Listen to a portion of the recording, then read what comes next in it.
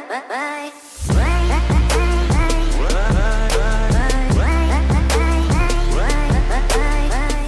All, I am Purvik Mehta from CSE touch in Hindi और हम देख रहे हैं सीरीज़ ऑन जावा जिसमें हम पढ़ रहे हैं एक्सेप्शन हैंडलिंग। तो एक्सेप्शंस क्या होता है वो हम इसके अगले वीडियो में देख चुके हैं। तो एक्सेप्शन मतलब कि जो अनवांटेड इंटरप्ट जो हमारे नॉर्मल फ्लो को डिस्टर्ब करता है प्रोग्राम के, उसे हम एक्सेप्शन कहते हैं। वो दो टाइप के एक्सेप्शंस आते हैं, एक है चेक एक्सेप्शन और अनचेक एक्सेप्शन। तो चेक एक्सेप्शन मतलब कि कंपाइल टाइम पे आने वाले एक्सेप्शन। जावा सी लिख के हम जब कंपाइल करते हैं और जो हमें एक्सेप्शन मिलते हैं उसे हम कंपाइल टाइम एक्सेप्शन या चेक एक्सेप्शन कहते हैं। अनचेक एक्सेप्शन मतलब कि हमारे रन टाइम पे आने वाले एक्सेप्शंस कि जावा और क्लास का नाम लिख के जब हम उसको रन करते हैं प्रोग्राम को, तब जो हमें एक्सेप्शंस आता है रन टाइम एक्सेप्शन, उसे हम अनचेक एक्सेप्शन कहते हैं। नाउ अब हम समझेंगे कि जो एक्सेप्शंस अभी तक हमने ये समझा कि एक्सेप्शंस क्या होते हैं, कैसे अराइज होते हैं। तो अब ये सीखेंगे कि एक्सेप्शंस को हैंडल कैसे करना है, क्योंकि एक्सेप्शन तो आएंगे अगर हम प्रोग्राम बनाते हैं तो हमें ये तो समझ होनी चाहिए कि उसको हैंडल कैसे करना है और क्यों करना है। तो exception handling is a mechanism to handle run time errors such as class not found, input output, SQL etcetera. मतलब एक्सेप्शन हैंडलिंग एक तरह का मैकेनिज्म है जिससे आप जो एक्सेप्शंस आती है उसको कैसे हैंडल करेंगे वो हमें प्रोवाइड करता है। तो पहले तो ये समझेंगे कि हमें एक्सेप्शन हैंडलिंग करने से बेनिफिट क्या होगा अगर हम एक्सेप्शंस को हैंडल कर ले किसी तरह से। तो जब एक्सेप्शन आता है तो हमारा नॉर्मल फ्लो प्रोग्राम का बिगड़ जाता है। मतलब जो हमारा नॉर्मल फ्लो में प्रोग्राम एग्जीक्यूट हो रहा है वो टर्मिनेट हो जाएगा एक्सेप्शंस आने पर, और उसके बाकी का जो कोड है वो रन ही, एग्जीक्यूट ही नहीं होगा और प्रोग्राम टर्मिनेट हो जाएगा। इसके लिए मैं आपको एक सिनारियो बताता हूँ। सपोज़ मान लीजिए आपने कोई एक प्रोग्राम लिखा है जिसमें ये 10 स्टेटमेंट्स हैं। अब आपने प्रोग्राम को कंपाइल कर दिया और रन कर रहे हैं। अब जब रन किया तो उसमें से स्टेटमेंट 1 एग्जीक्यूट हो गई सक्सेसफुली, कोई एक्सेप्शन नहीं है। 2 भी हो गई, 3 भी हो गई, 4 भी हो गई। लेकिन 5 में किसी तरह का एक्सेप्शंस मान लो आ गया कि डिवाइड बाय 0 और कुछ भी, सपोज कोई भी हो सकता है एक्सेप्शन।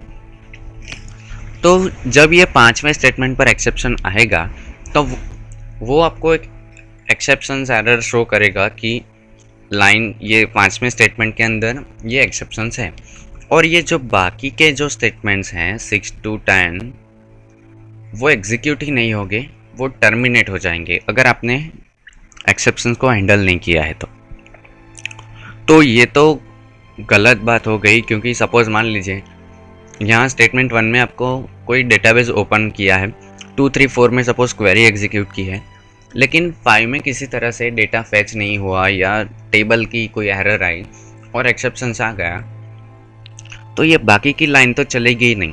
मतलब अगर आपने डेटाबेस के साथ कनेक्शन क्लोज करने का लाइन 9 या 10th लाइन में लिखी है तो डेटाबेस का कनेक्शन क्लोज ही नहीं होगा, भले ही प्रोग्राम टर्मिनेट होगा।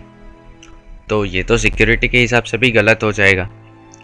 तो ऐसी सिचुएशन में हमें एक्सेप्शन को हैंडल करना पड़ता है।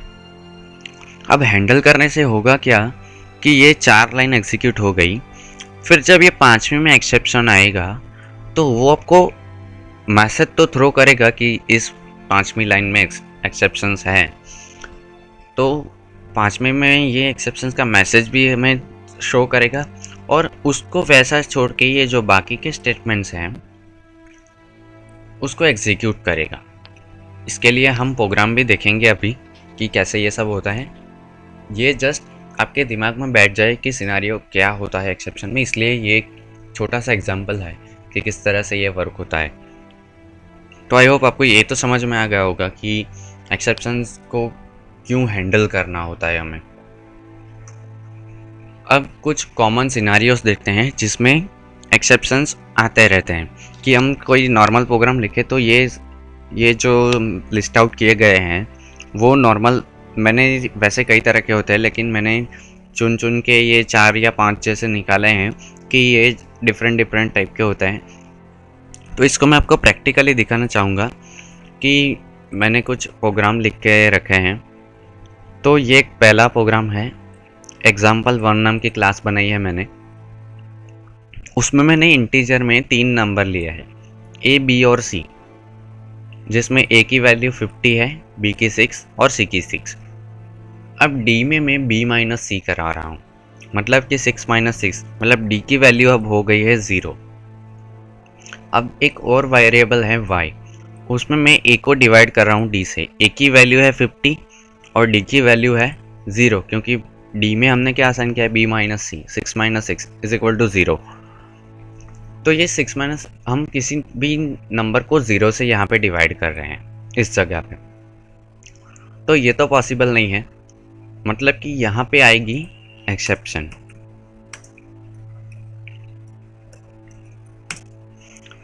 तो जब ये एक्सेप्शन आएंगी, अब देखिए हम यहाँ इसको हैंडल नहीं कर रहे हैं, सिर्फ एक्सेप्शन यहाँ पे अराइज होगी।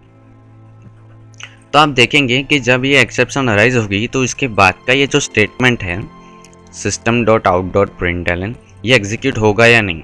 मैं आपको रन करके दिखाता हूँ इसको कि cmd java c ex1 java ex1। यहाँ पे आप देख सकते हैं कि यहाँ पर एक्सेप्शन आ रही है, Java lang arithmetic exception divide by 0, और प्रोग्राम टर्मिनेट हो गया हमारा। ये जो नीचे की लाइन थे system.out.println, वो एग्जीक्यूट ही नहीं होगी, इसके बाद का कोड एग्जीक्यूट ही नहीं हुआ। तो उसको हमें हैंडल करना है। उसको हैंडल कैसे करना है वो हमारे नेक्स्ट वीडियो में देखेंगे। पहले हम देख लेते हैं कि ऐसी कौन कौन सी ऐसे नॉर्मल सिनारियो है, कॉमन सिनारियोज है जिसमें एक्सेप्शंस आते हैं। तो चलिए देखते हैं दूसरा सिनारियो क्या है, नल वैल्यू एक्सेप्शन, मतलब नल पॉइंटर एक्सेप्शन। तो ये दूसरा है example2, जिसमें मैंने एक स्ट्रिंग ली है जिसमें कुछ असाइन नहीं किया, नल है, और मैं इसकी लेंथ फाइंड करने की कोशिश कर रहा हूँ, क्योंकि स्ट्रिंग में मैंने कुछ असाइन ही नहीं किया है। अगर सपोज मैंने यहाँ कुछ टाइप किया होता CSE टर्च, अगर हम इसे रन करते हैं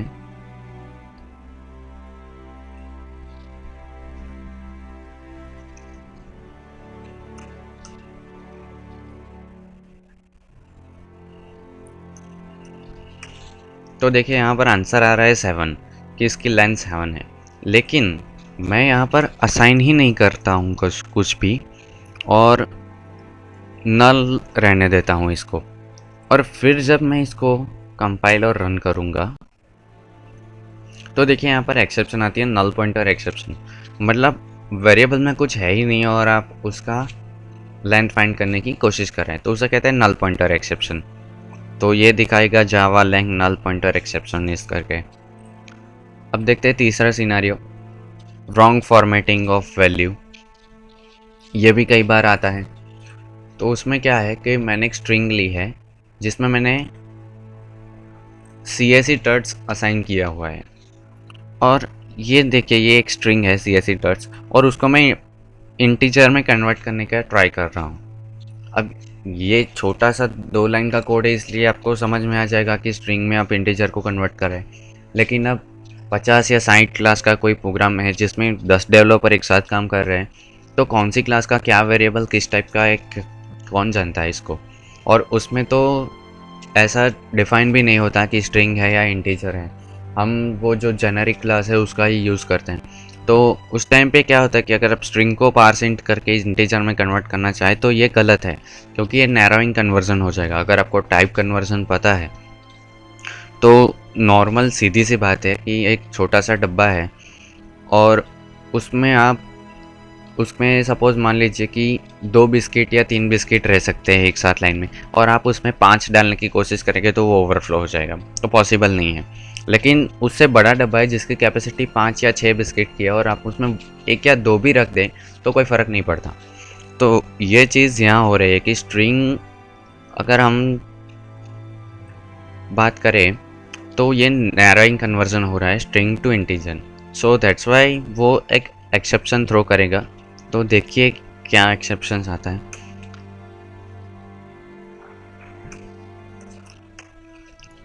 देखिए नंबर फॉर्मेट एक्सेप्शंस, यहाँ पे आपको दिखाई देगा Java lang dot number format exception.